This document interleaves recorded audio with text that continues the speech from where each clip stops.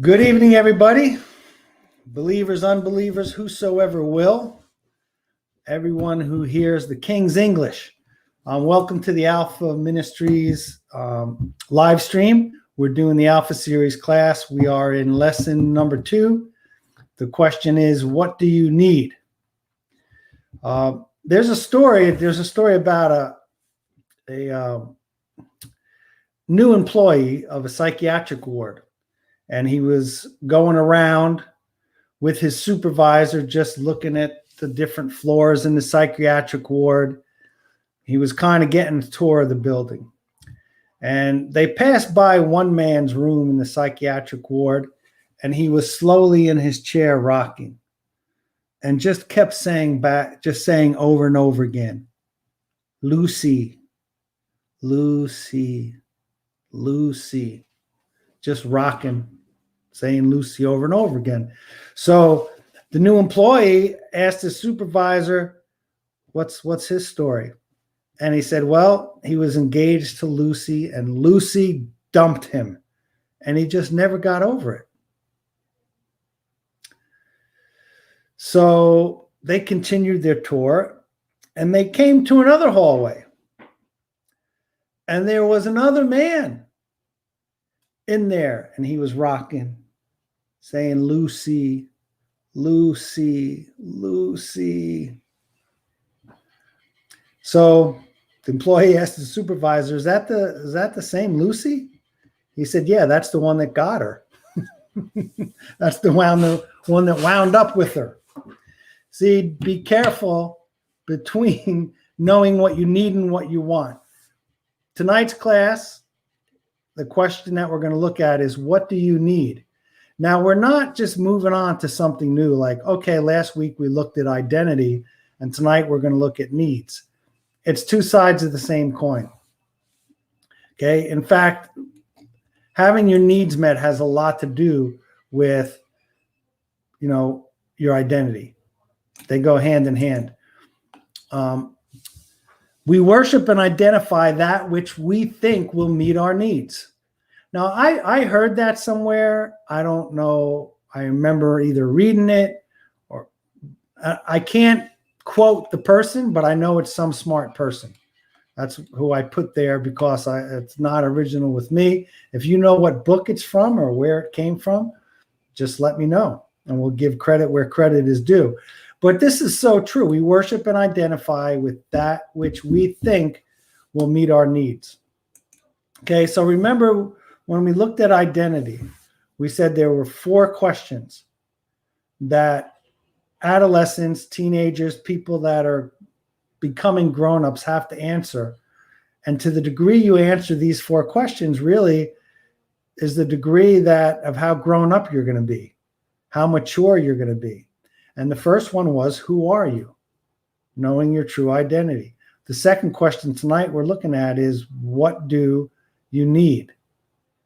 The third is, what is my purpose? And the fourth is, how do I relate to others? Those 4 questions, having a grip on them and a handle and determining those 4 questions really determines your maturity. If you know who you are, you know who or what meets your needs, you know your purpose in life, and you know how to relate to others, you're grown up. To the degree that you don't know those questions, the degree that you really don't mature or you're not grown up. So you have people in their 20s, 30s, 40s, 50s that really haven't passed out of adolescence yet. I think I'm still there. It took me a long time to realize how emotionally immature I really was, even as an adult, even having a career. And it's because those 4 questions were unanswered.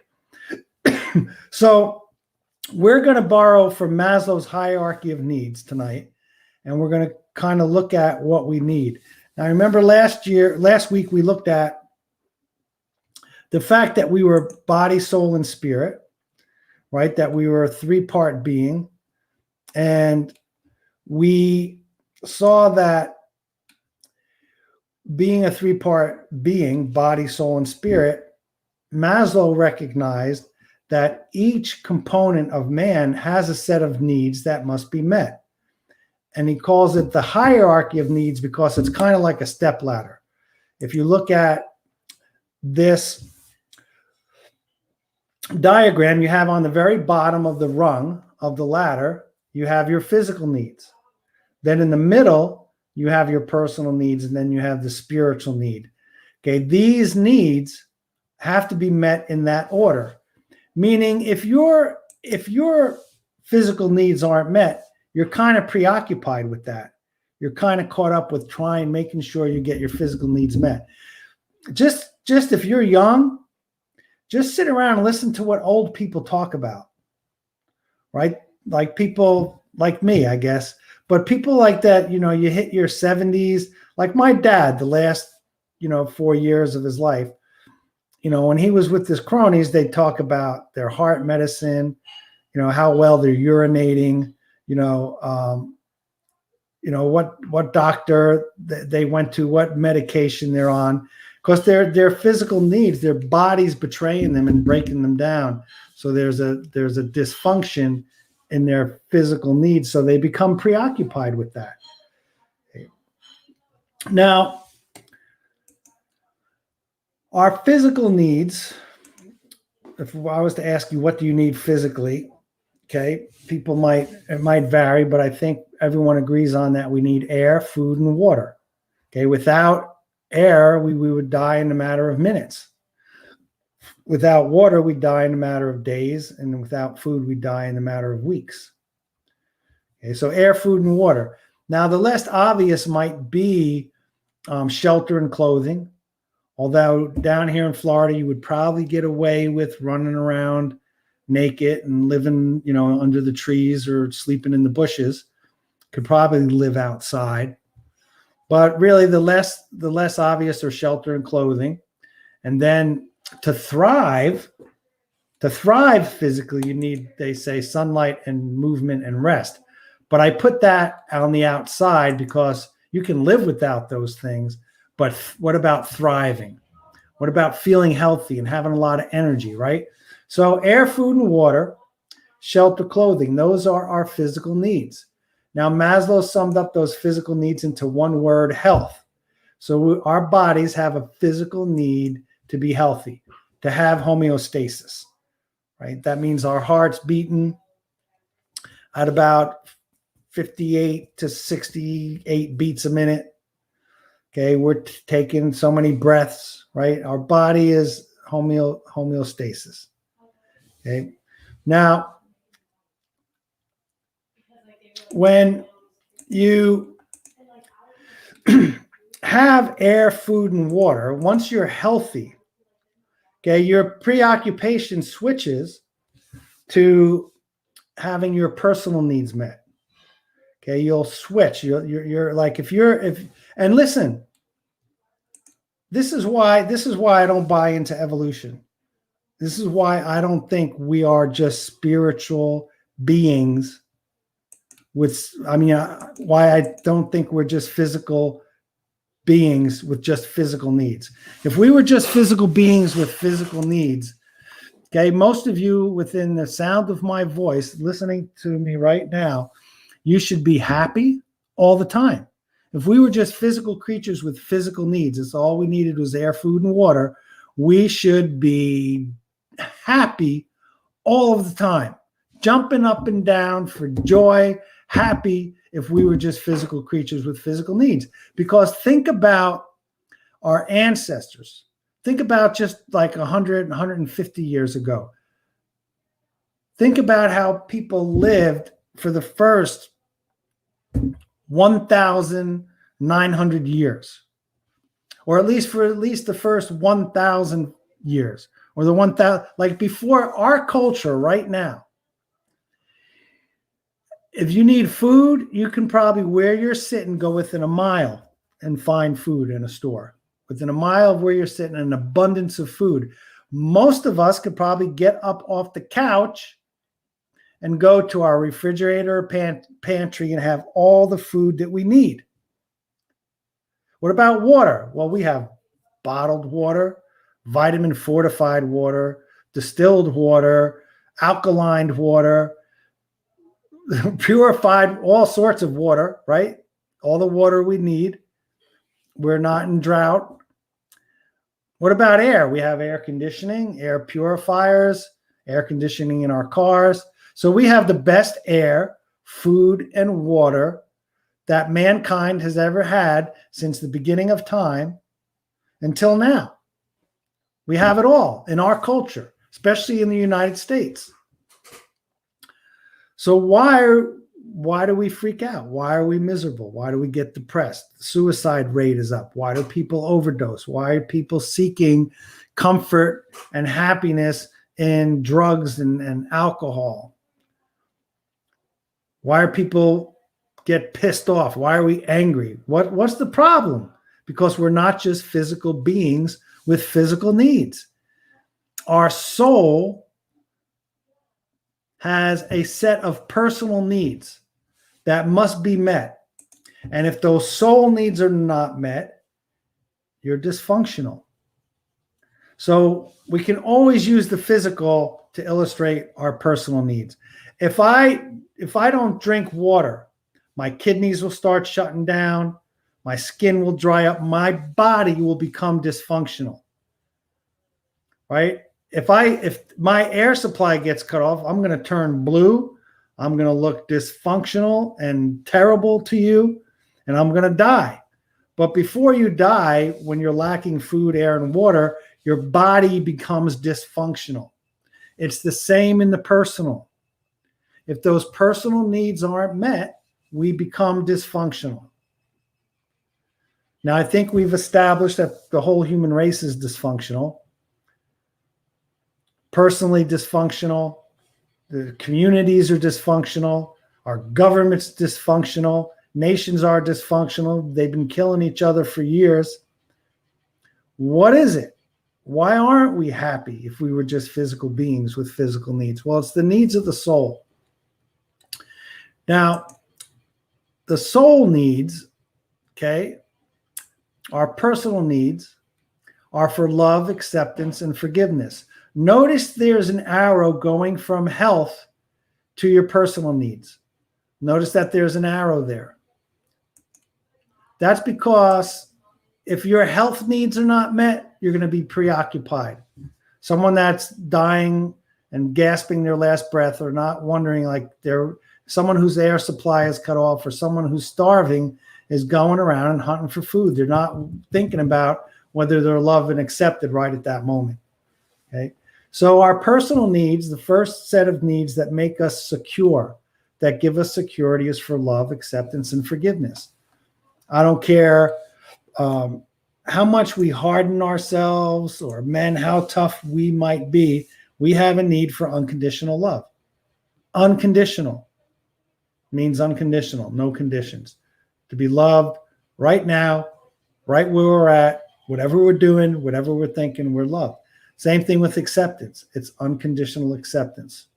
Okay, the difference between love and acceptance, I would say that the person that loves you might not always like you, but acceptance is being liked. Like you accept people that you like hanging out with, that you like being with, right? So love, acceptance, and forgiveness. There's a deep need for forgiveness in our lives. We're going to offend others, and others are going to offend us, and we need God's forgiveness always. So that makes us secure. The other set of needs, okay, is for significance, meaning, purpose, and adequacy. Okay, meaning is that our life has meaning, that our life means something, that we're valuable. Okay, purpose means that we contribute, and adequacy means that we know that we have what it takes to do whatever we're supposed to do, to feel adequate, to feel good enough. So those set of needs make us feel secure. So we have this need for security and significance to be. Now, those are our set of needs. Now, remember, we're saying that these are needs. They're not wants. Once I understood this, that these were needs that I have, it cleared up a lot of confusion for me. Okay, these are not up for grabs. So to the degree that these needs are not met determines the degree of dysfunction in our lives. And they're needs. So if you were to cut off my air supply, I would turn colors, but I would contort, fight, scream, try to do everything I can to get that next breath. I remember when I was a kid, my dad, we went to a restaurant and they gave kids lollipops on the way out. And it was one of those dum-dums, they were round, and I was sucking on it, but I pulled it. I wanted to pull it off, right off the stick, and just use it as a hard candy, a sucker. And when I pulled it, it went right in and it lodged in my throat. And I couldn't breathe. And I started turning colors. My dad was hitting me on the back. He was trying to see if he could reach in. He couldn't do anything. He was panicking, and I heard him. He yelled to my mom, "Go in the trunk and get my fishing knife out of the tackle box." He was going to do the tracheotomy. The last thing that he did is he grabbed me by my ankles and picked me up and hit me so hard on the back, and it went out and went rolling down the street. Now, if someone was to look at that from the outward, they would say, "What the hell's wrong with those people over there?" If they were looking at that from far away. But my dad was doing everything he could to get that next breath. Now, as far as these personal needs are, we need these things. They're not up for grabs. So this really acts, this is why people act so dysfunctional, because they're trying to get their needs met. Right? So you look at these needs. Think about a womanizer. Think about someone that's acting out. He hunts women, goes to the bars or whatever, and uses them.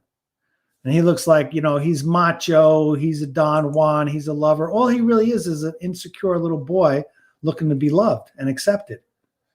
That's all. Right? There's various ways that we run around to try to get our needs met. Now, here's the thing. If God created us with these needs and then just left us on our own, if he just created us with these needs and left us on our own to get them met, it would be cruel. It would be a cruel joke that he played on us to say, all right, like letting mice out in a maze, letting a bunch of mice out in a maze to run around, try to figure out where they're going. So God is going to put us here on the earth and just let us scramble around and run around and figure out how to meet our needs that he created us with. And then tell us, don't do it this way, don't do it that way. So if God put us here with these needs and didn't meet them for us, that would be cruel.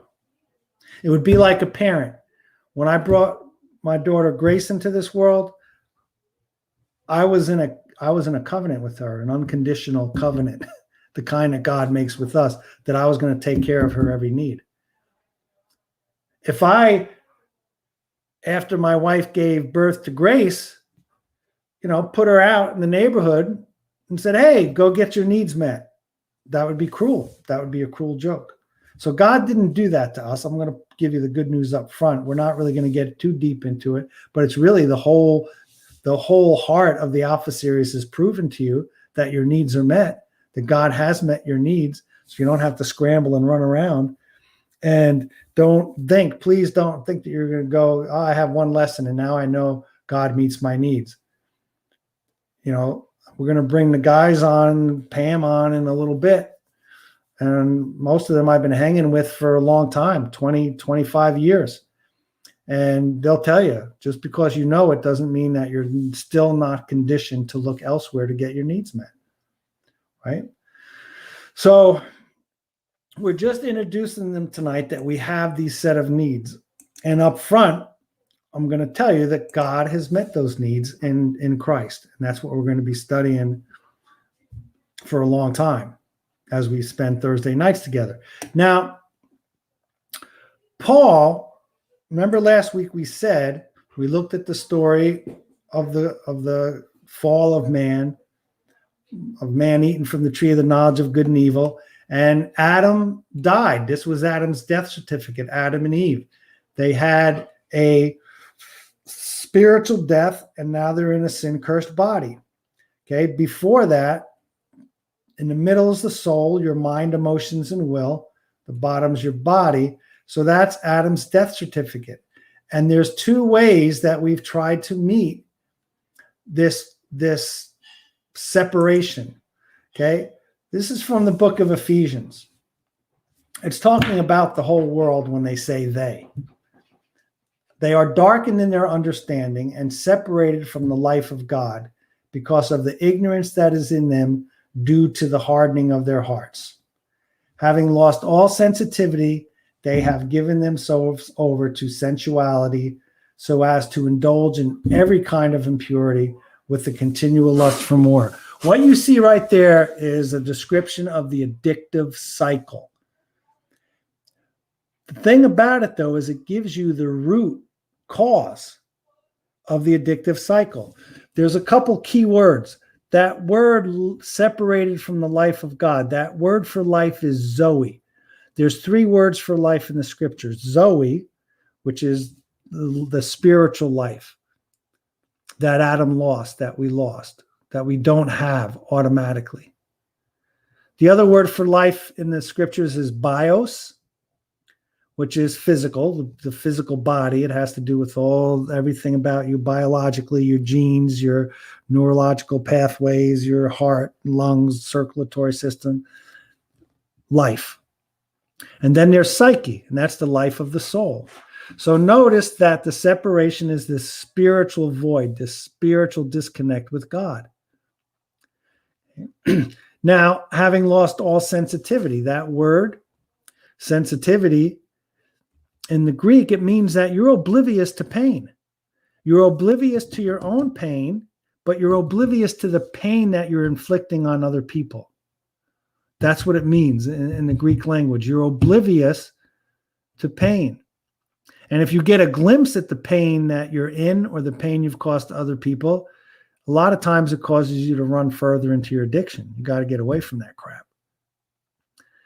They have given themselves over to sensuality so as to indulge in every kind of impurity. Okay, that word, sensuality, is it's akatharsis. You've heard of the word catharsis. Catharsis is an emotional cleansing. When something good happens and you cleanse yourself emotionally. Well, akatharsis is just the opposite.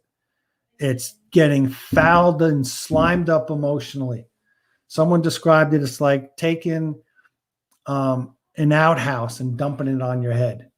You know, taking a full toilet bowl and dumping it on your head. And notice that they indulge in every kind of impurity with a continual lust for more. Okay, notice that, a continual lust for more. It's never, ever okay. It's never, ever enough. You never had enough. See, it's the addictive cycle. It's because there's an eternal void in us that cannot be filled by anything temporal. But the addict has to fill it, has to fill it, has to fill it. So that describes the addictive cycle. And that's one way that mankind has tried to deal with the fall. That's one way man has tried to deal with it. One way man has tried to deal with the fall is through licentiousness, the addictive cycle, doing whatever it takes to feel good.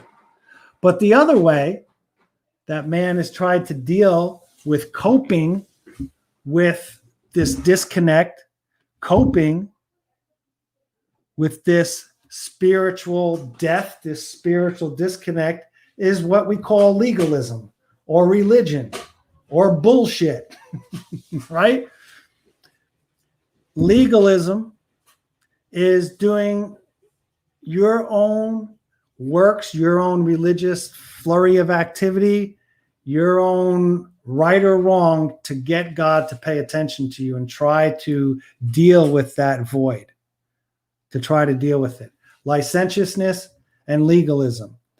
Now, quite often, we jump from one to the other, and we'll be studying that out. You have, and there's an old story that an English writer, John Bunyan, wrote, and was called The Pilgrim's Progress.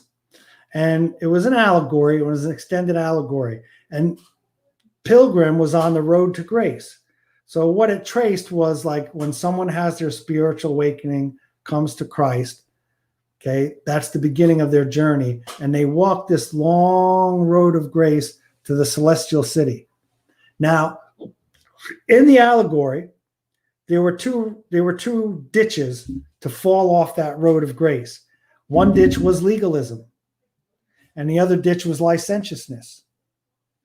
So those were the ditches. And I realized that I spent most of my life, the only time I was on the road to grace, when I was crawling from one ditch into the other, right? I would do whatever it took to feel good, and then I'd feel guilty for that. And I'd say, oh man, I better straighten up. To straighten up, I had to at least a tiny bit think God loved me. So I'd be in grace, I'd receive forgiveness, mercy, and love, and then I'd go into legalism. I'm never going to do that again, God, I promise. So this is the way that we've coped. And if you look at both of those, the end to legalism, we saw an extreme example is the nutballs flying the planes into the Twin Towers because they thought that they could, go to heaven. Actually, if you think about it, they were both legalistic and licentious because they're sex addicts. They wanted to get to heaven and have 10 virgins to have their way with. I mean, that's a little bit nuts. But legalism will hurt people, will kill people, will bash people over the head with the Bible, whatever. Legalism puts us in bondage, and we'll look at the effects of that. And then there's licentiousness. Licentiousness, really, the biggest manifestation we see is an addiction, doing whatever it takes to feel good. But the whole world is pretty licentious. They'll do whatever it takes to feel good.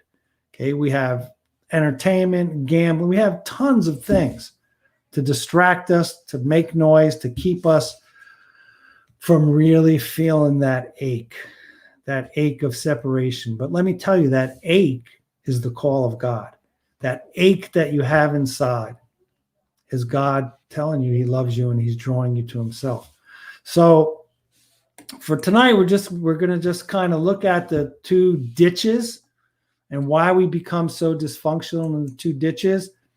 And then the fact that when we understand that we're trying to get our needs met. See, both of these are trying to get your needs met. Both of these are the way of trying to get those deep personal needs met apart from God meeting them unconditionally.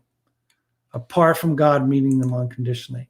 So we're going to bring the panel on. We have Pam Herman with us tonight. We've got Jim Hutchinson, Martin French, and Dave Currington. We have a full house tonight. Hey, how are you doing? How are you tonight, Martin? Doing good, Bill. Can you hear me? Yeah, we can hear you fine. Jim? Awesome, man. Yeah, good. Dave? Yes, sir. Martin, yes, sir. Martin, we're going to start with you. Just your thoughts on Alpha Series Chapter 2, personal needs. Just go wherever you feel led. First thing is, Bill, you're not old. That's the first thing I want to say. Really, for me, this is the thing that changed my life. As far as in the brief amount of time that we have, I'm sure everybody here can relate to looking everywhere else with anything to get your needs met. And when I say needs met, I need to know that I'm loved. Beyond a shadow of a doubt. I mean, I don't know if people get caught up on these Christian buzzwords, and you say words like unconditional love, and it goes phew. But what we're talking about is life and death. This isn't, you're talking about the personal needs. We wouldn't be sitting here as fat, dumb, and happy if all the air was sucked out of the room. I wouldn't be talking. I wouldn't be polite and say, "Excuse me for a second, guys. I've just got to open the window." I'd be out the window. I'm not. You were saying, you're turning blue. I'm not turning blue. I wouldn't get to that point. You know what I mean? So the same with the need for forgiveness and the need for love, self-love, self-forgiveness, self-acceptance, knowing that I have meaning and purpose. I think Jim said to me, I don't know how long ago, I was freaking out and having a bad day, and he said to me, "When's the last time you thought of yourself as important?" In the middle of the whirlwind of the freaking out, that's the last thing I was thinking of. I was trying to save my own butt. I was trying to figure out a way to take care of the situation so that I'm okay. Because right now, whether I want to believe it or not, or acknowledge it myself or not, I'm not okay. So I'm going to do whatever I need to do to be okay, and then I can be a Christian or whatever, fill the gap, do my job, whatever. So I think the important thing for me, we were talking about the licentious ditch and the legalism ditch, is stop trying to figure it out for yourself and acknowledge that you're powerless. You can't stay out of either ditch, and you can't stay in the middle of the road either. But that's what we're powerless over. We're powerless over our own thinking. Okay, so then what am I thinking? I am addicted to meeting my own needs, trying to figure out my own needs in my flesh, which is what you'll get into later. But we can't stop doing what we've been doing without a savior. Otherwise, we would have already done it. We would have already fixed it. It would have already changed. So all this crap about, I'm going to turn over a new leaf, it's just legalism. Or I don't care anymore. That's just licentiousness. Yes, you do. You do care, and no, you can't change. But until we get to that point where we acknowledge in and of ourselves, if what God says about me is, if it isn't true, what He says about me, then I'm screwed. I'm done. Yeah. That's powerlessness. Yeah. So the powerlessness, it doesn't necessarily mean drugs or alcohol, because it starts with our thinking. Why am I saying what I'm saying, and why am I doing what I'm doing? And that'll tell you where you're at up here. That goes back to what you guys were talking about a couple of weeks ago with Adam in the garden, and God saying, "Where are you, Adam?" You know what I mean? This is God we're talking about. He can look through the earth and look at China. He knew exactly where Adam was, but he wanted Adam to stop and think and go, "Where are you? Where are you, Adam? What are you thinking? Who are you?" So that's initially what hit me. Martin, I never related personal needs, and I don't know why, the connection you made with powerlessness, because to really believe that God, like when we think about the need to be loved with people, we think, well, maybe we can do something to get people to love me. I have power. I can do something. I know that religiously we think, but we don't see God. You know, we don't see him. We don't touch him. So we really do have, it comes down to really trusting that God does love us. Right. That God's proof for us that he loved us is that he says he demonstrated his love in Christ. So there's that feeling of powerlessness because you have to believe it. You have to trust it. I don't know if something clicked in my brain when you said it. You have to want to. That's as far as you can go. You have to want to. Mm-hmm. You understand what I'm saying? Yeah. Because I'm not even sure, because all my condition is screaming, no, don't let go of the reins. Don't let go of the steering wheel. Because it doesn't make any earthly sense. It's like you're saying, I'm so far off. That numbness that you're talking about in that verse from Ephesians, shoot, man, we're all there. You know, we're all there on a daily basis. That numbness is familiar. You know, some of that numbness becomes you want that numbness, whether it's alcohol, whether it's mental, you know, a personality, mental health, or whatever. If you can't get the drugs, you're going to detach somehow because you don't want to feel the pain. Yeah. So. Yeah. Not a good example of that, not to pick on my brother, but when my dad passed away January 7th, and I went up to New Jersey, and he knew it. He admitted it. He goes, I'm cleaning the house, vacuuming, his grief, he just started, his OCD started in, he like vacuumed the house 20 times, like he just was vacuuming. Then he went to my parents' house and we were all there together and he was cleaning up after everybody. I said, I'm going to get the ice cream out and put it on the counter.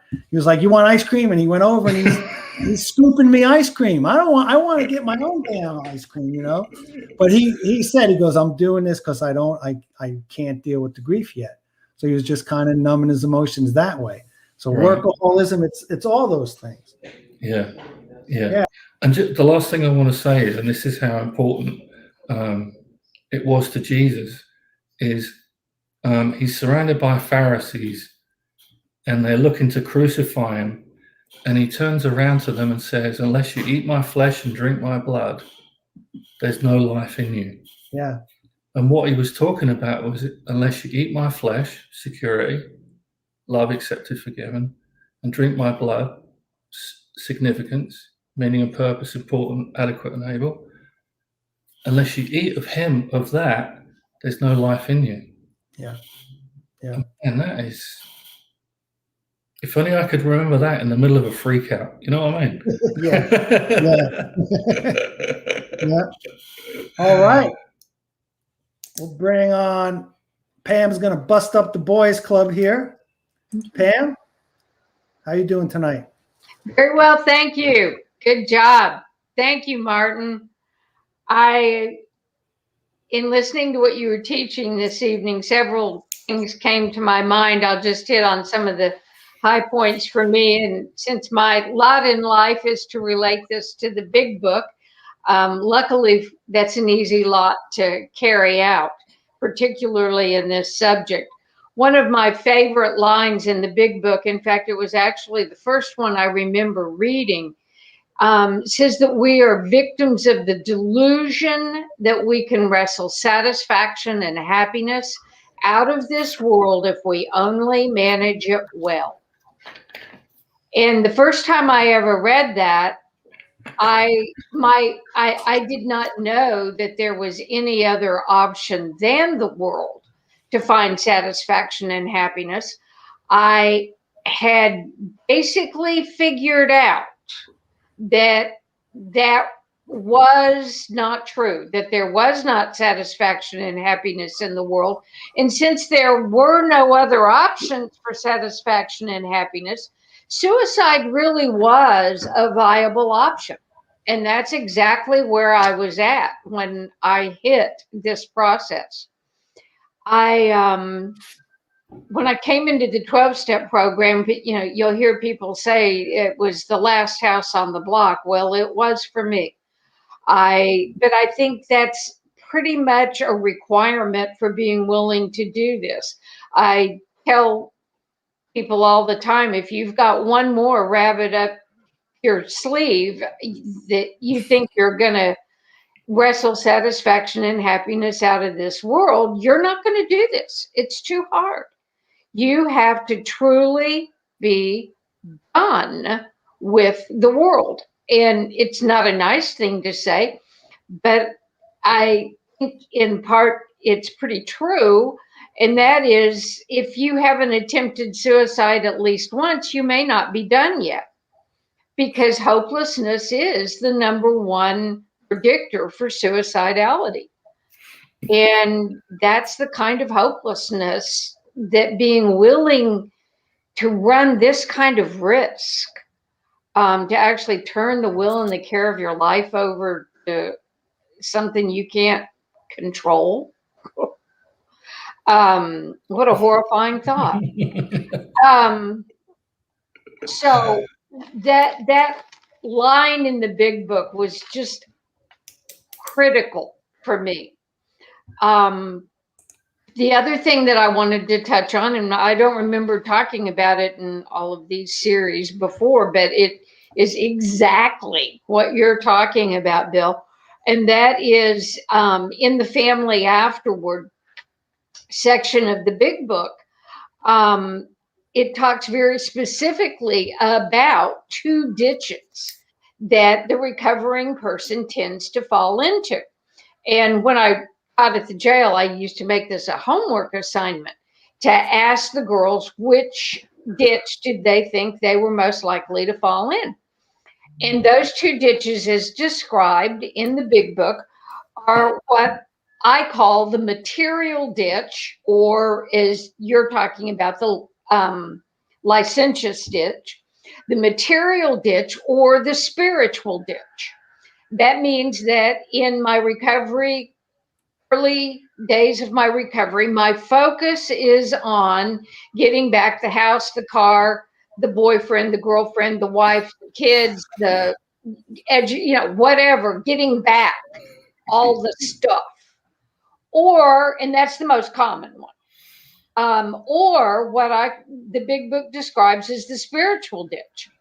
And I just really appreciate recognizing the reality of this and the fallacy of it. And they say that having just made this conscious contact, we go, well, what in church world I've heard called stark raving saved. And we go around and talk about God all the time and try and get everybody else, to know God and to talk about what we did. And so the big book says that of the two ditches, and that the one that we are least likely to relapse in is the spiritual ditch, that we tend to find balance in that ditch more quickly than we find it if we're in the material ditch. I don't know. Maybe that's true. Maybe it's not. I'm not going to argue with the big book. But I've also found for myself that I bounced from, just like you were saying, I went from one ditch to the other. I got the house, the car, the husband, the kids, the education, the job, and I got saved. And then I went over into the spiritual ditch, and I ran around and did all of the Christianity things. And then that all exploded on me. So just knowing that this is a very, very common experience. And the bottom line for me has ended up being that recovery is not that I don't go in the ditches anymore. I may do it more slowly than I used to. I know I have more what I call guardrails or speed bumps to let me know that, I've got people that are allowed to confront me and speak into my life. that when I end up in one ditch or the other, my first indication that, because as long as it's working, I don't know it. I don't know that I'm in the ditch. It's working. It's the same as the substance abuse and addiction cycle. You know, as long as I'm drinking and drugging and it's working, I don't know I have a problem. It's when it's not working anymore and I'm still doing it that I start thinking, there's something wrong with this picture. Because most of the time, if it's not working, you go try something else. And that's that Solomon syndrome thing that we talk about. You know, I need more of this. I need another one of those. I need whatever. I need to go to a different church. I need a different denomination. I need whatever it is. Eventually getting to the place where I recognize that I'm in the ditch because I'm in pain and it's not working. Recovery for me is that I either recognize myself or I've got people in my world that pointed out to me that the problem is not the husband, the job, the kids, the church, the whatever. The problem's in here. The problem is I have one more time fallen victim to the delusion that I can wrestle satisfaction and happiness out of the world. And until I give up, I love the word that the big book uses, the word delusion, because that's a psychiatric term. It's a symptom of schizophrenia. Schizophrenia is characterized by seeing things that aren't there, hearing things that aren't there, feeling things that aren't there, smelling things that, well, a delusion is believing something that's not there. It's not true. And it's a symptom of mental illness. That's the word the big book uses.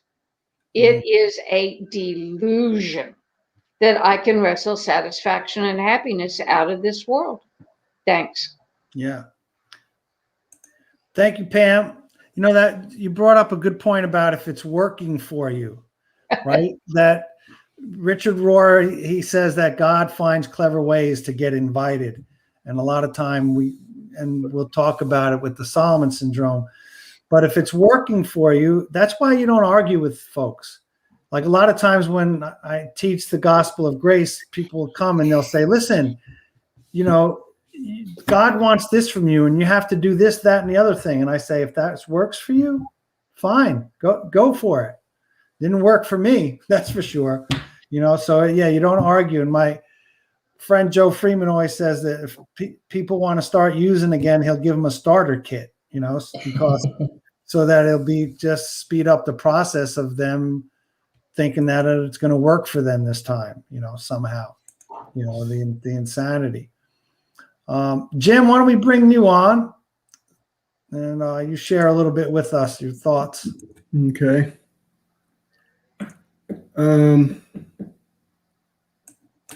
Well, I wrote down a bunch of things. I guess I could start with when I first heard this. It was when I first met John Glenn. He said that the Lord, he had moved from Colorado, and the Lord had told him to go find those who are worthy. And when I heard him say that, the fact that I was sitting in the audience must mean that I'm considered worthy. Because up until that point, my identity, I wrote down the definition of shame because that's a biggie in my family. Shame doesn't believe that I made a mistake. Shame believes that I am a mistake. So I was remembering my identity at back in Faith Farm. They had us write down how you see yourself at the time. And mine was outcast, abandoned, rejected, and forgotten. And that was my identity of myself. Worthless. So when I heard about the needs, security and significance, that's worth as a person. I can't tell you what it did for me. And then if you just break it down, just stop at love.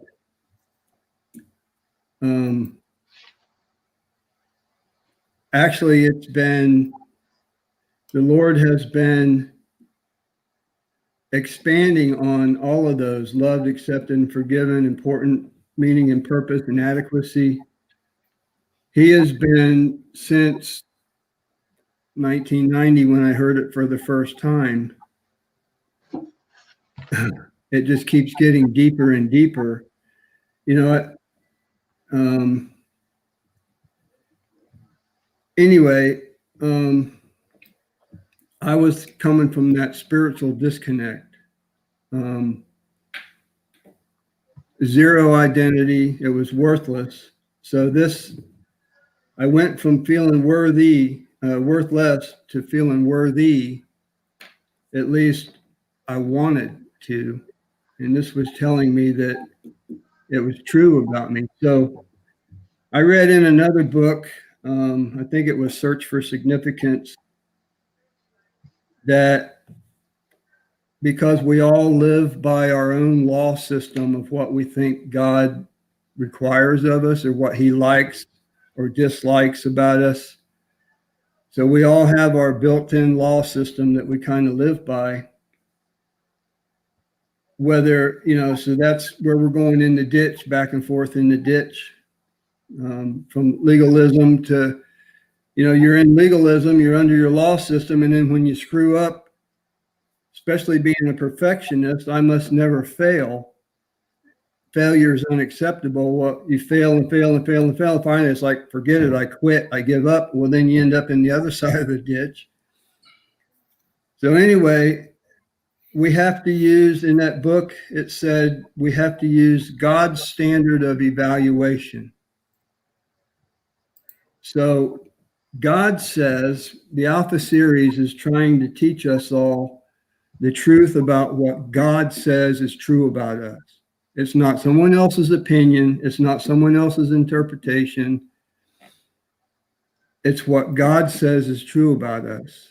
So we're using his truth as our standard of evaluation, which helped me because I can't deny the truth. So, of course, everything in me tries to, I don't know, I spent a lot of years trying to prove that if you really knew me, you wouldn't want nothing to do with me. You would not love me. So I was trying to prove it wrong, just because I was so locked into the old identity of worthless, just worthless, no good, nothing. So to find out that I'm secure in God's love, I'm accepted. And I like, Bill, I like when you said unconditionally loved and unconditionally accepted. That means there is no rule to be broken ever. There's no more law system. When Jesus nailed it to the cross, okay, it's not like I used to think that God was the big bearded fellow up there with a tablet writing down scrutinizing your every move. I saw that, and you write that down. And then when you ask for forgiveness, he'd erase it, okay, I forgive you. And then I saw that, and he'd write down something else, and you'd have to ask for forgiveness again. What the truth of the gospel is there's no more slate. He threw it away. He nailed it to the cross. There's no more. We are so free. There's no more rule to be broken. Amen. So, and we're forgiven past, present, and future. So, I mean, just, you can't even fathom that. The fact that we're important, like Martin said, when's the last time I saw myself important? Because some days I'm good, I'm really believing the gospel, and it could be within the same day I'm not. Something will happen, I'll get wrapped around the axle, the old belief will come in, the flesh will try to save itself again. Or what I'm getting aware of now is in my thinking, like right now I'm completely overwhelmed at work. I'm into April, maybe further. And I'm only one guy.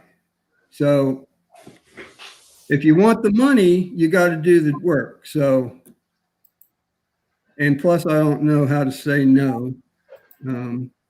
I need to get better at that. But so I wake up in the morning overwhelmed already because of the huge mountain that I've got. And the first thing I think is, how am I going to do this? How am I going to get all this done? So lately, the Lord's been stopping me and showing me that He's not in that picture. So that's where the overwhelmness is coming in, because I'm not seeing Him with me, right? So I'm trying to change that, and I'm waking up saying, okay, what are we doing today? Instead of how am I? Anyway. So that's about it. All right. Thank you, Jim. And I like what you said about the rules not being broken. It means you have to take the law out of it. I heard, where did I hear that? Oh, when Bruce Springsteen spoke at Clarence Clemence's funeral, he said, Clarence loved us all conditionally, but there were a lot of conditions, right? We can't do it. Only God can do it. And you can't do it religiously, that's for sure. David, you're up next. Where'd you go? Let me take it off. Let me take it off mute. Thank you all.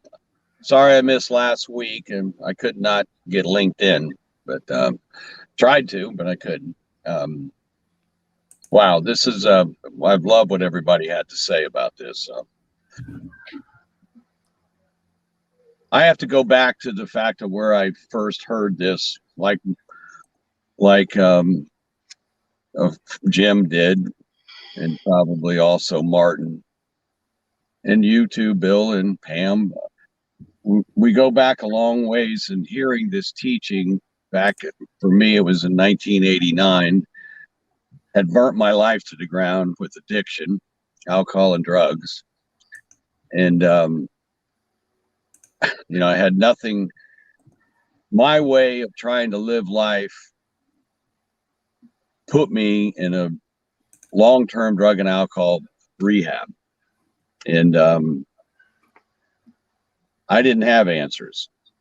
I didn't know anything about Jesus. I didn't know anything about a church. I didn't know anything about anything about that. I had been to a few Alcoholics Anonymous meetings, but I ended up in this particular treatment center and John Glenn, which we're talking about his series that he put together, or God gave him to put together. It was brought into my life, and I started hearing what he was saying, and I wanted to believe it. I knew it was truth. I knew there was something uniquely the truth that was different than what I was hearing other teachers teach. And it was just an empowered something in my spirit.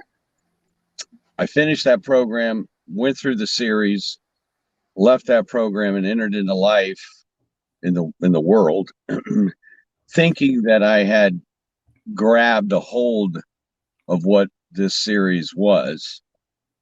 This particular place we're at right now tonight is our needs. I heard it, I believed it, but it wasn't revealed in my spirit. So I had to I was applying what this teaching to myself, wanting it to become grasp a hold of me and become real to me. But that's not the experience I had. I had to, again, go back into addiction. That's what happened to me. And I had to go burn my life to the ground once again. So I got to a point where I was totally and completely reliant upon him. I burned every bridge in my life, burn it to the ground. And then it became me and God. Then he started a process of teaching me this teaching right here. This is the way he began for me, teaching me that he was going to meet my physical needs, because I'm starting life all over again. I have nothing, and I needed a home, I needed a job, I needed a place to, I needed to be able to provide enough money to take care of myself. Through the fact of my alcoholism and drug addiction, I was that empowered me to focus on him and him alone, and because I couldn't get my needs met from anything else, because I didn't have anybody else to call upon. So he started showing me, this is how he started revealing himself to me. He started showing me miraculously how he was providing work for me, providing opportunities for me, and I just knew that it was him doing it. So he just continuously did that. In that process, he moved me into the personal arena. Now I started, as Martin put, and as all of you all put, he started showing me that I am loved by him, because what he was doing for me, taking care of me, like my mother and father took care of me. He was taking care of me. Then he started, revealing how I was worthy, I was loved, I was accepted, I was forgiven for all that I had done to myself and done to others. And then I had meaning and purpose, and I was significant. So my personal worth started to change from the inside out. It was a process of him doing this day in and day out, and providing my physical needs, and providing this belief that I was forgiven for all the stuff that I had done in my addiction. And it just started becoming so real to me that it drew me closer to him, to continuously to want to rely on that, because that was become so powerful in my heart and my life. And so that's kind of how this teaching grabbed a hold of me. And moving into the aspect of what you all were sharing about, well, I've kind of lost it there, but anyway, so that the teaching of the identity of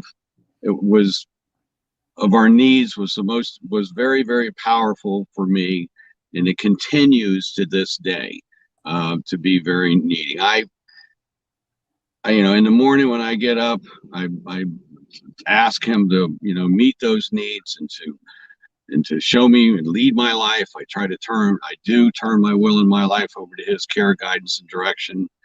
And that's our first step in Alcoholics Anonymous, is that we're powerless and our life is unmanageable. Every time I try to take that back and manage it, I manage it right into some sort of resentment, some sort of interference in somebody else's life. So it's a process of learning. And for me, I'm going to leave it at that. And thank you for letting me talk. All right, Dave.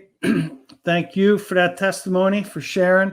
And I like that you tied it in at the identity and the needs.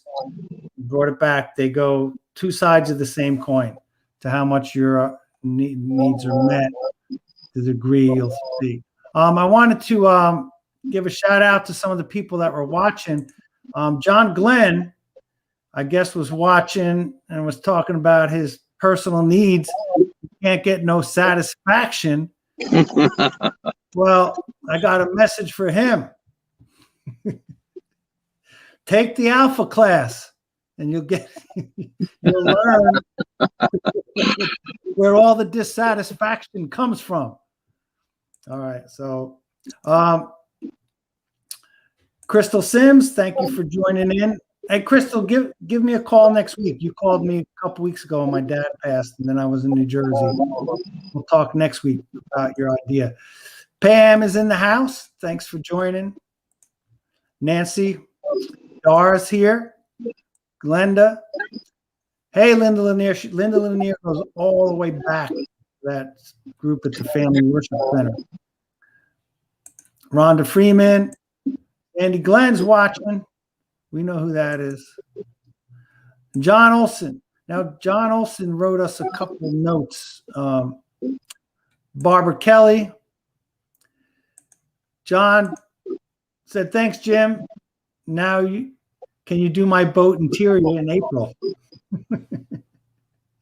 Hey, say no. Learn to say no. Tell him no. But John did say that